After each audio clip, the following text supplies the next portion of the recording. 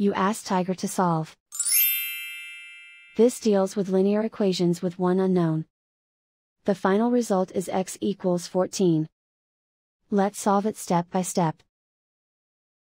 Simplify the expression. Expand the parentheses.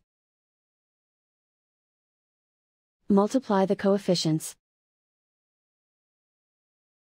Simplify the arithmetic. Expand the parentheses. Simplify the arithmetic.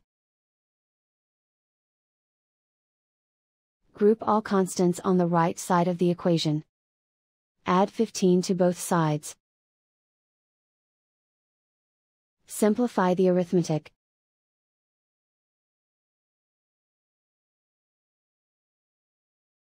Isolate the x. Divide both sides by 2. Simplify the fraction. Find the greatest common factor of the numerator and denominator. Factor out and cancel the greatest common factor.